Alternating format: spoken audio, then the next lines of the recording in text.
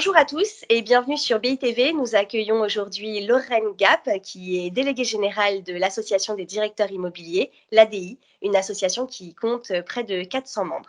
Bonjour Lorraine, Bonjour ravie de Sophie. vous recevoir. Vous accompagnez au quotidien des directions immobilières. On les imagine en ce moment assez sollicitées pour faire face à la situation.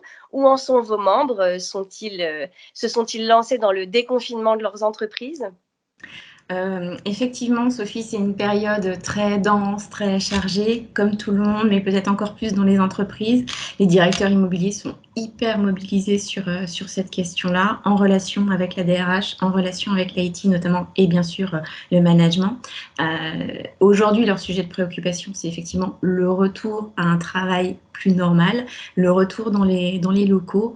La première phase de cette période de confinement a été de voir comment on organise le travail avec ces problématiques-là, ce qu'on fait des bureaux qui sont vides dans un premier temps. Et aujourd'hui, on est en train de travailler, même si les plans sont quand même déjà très avancés, au retour au travail, au retour à l'immeuble et effectivement la création du parcours salarié au sein de l'entreprise, puisque les choses sont complètement revisitées aujourd'hui. Comment une association comme la vôtre accompagne ses membres durant cette période?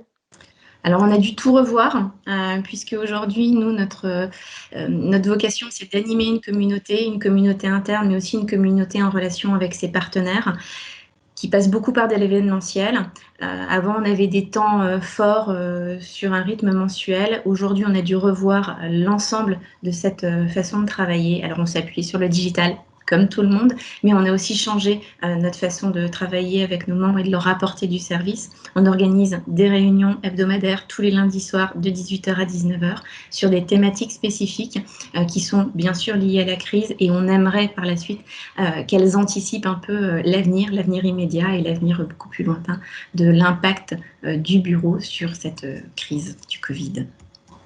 Donc de l'information, de l'échange plus régulier, mais plus digital forcément.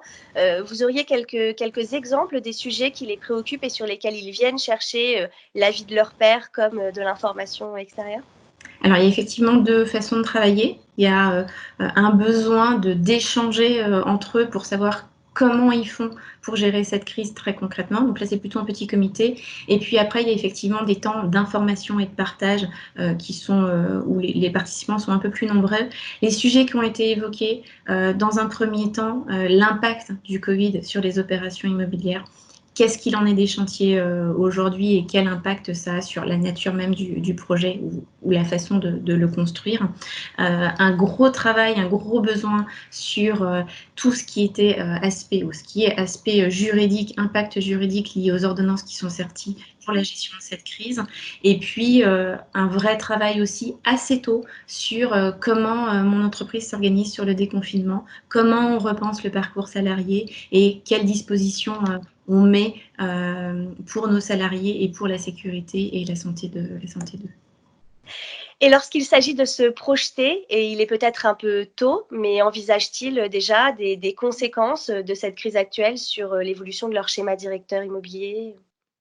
Alors effectivement, l'impact sera de long terme et on parle toujours du monde d'après, et je pense que dans l'immobilier des entreprises, ce sera effectivement le cas. Aujourd'hui, la priorité, encore une fois, c'est vraiment de travailler sur le déconfinement, mais ces questions-là vont marquer en fait effectivement l'avenir, et il y a forcément des évolutions qui vont se mettre en place et qui probablement sont en train de se dessiner aujourd'hui. Vous parliez de vos rendez-vous. On sait que l'un des temps forts de votre association, ce sont les trophées. Nous avions rendez-vous en juin, je crois. Qu'en est-il? Alors les trophées sont maintenus. On a lancé la campagne, donc on attend beaucoup de réponses sur nos questions. Donc les trophées sont maintenus et la cérémonie de remise aura lieu dans le cadre de notre traditionnel rendez-vous annuel des directeurs immobiliers qui se tiendra le 8 octobre prochain. Les trophées restent toujours le même dispositif. C'est-à-dire qu'on aura les directeurs immobiliers, le trophée des directeurs immobiliers, le trophée espoir et le trophée innovation. Le trophée du directeur immobilier, c'est un trophée pour saluer une personnalité, une carrière et une façon d'incarner la vision du directeur immobilier aujourd'hui. L'espoir, c'est vraiment un collaborateur d'une direction immobilière qui s'est particulièrement illustré sur un projet. Et enfin, l'innovation, qui reste un trophée assez récent, puisqu'on doit l'avoir lancé à peu près il y a 5 ans. On a innové sur ce trophée et on a mis en place un partenariat avec le Club de l'innovation de Business Immo pour identifier des startups ou des méthodes de travail qui sont innovantes et qui seront illustrées et mis en avant dans le cadre de ce trophée. Très bien, donc une mise en avant, d'un professionnel, d'un espoir pour montrer un petit peu l'évolution de cette profession, mais aussi une mise en lumière des innovations qui participent à faire évoluer le secteur, c'est ça? Exactement, Parfait.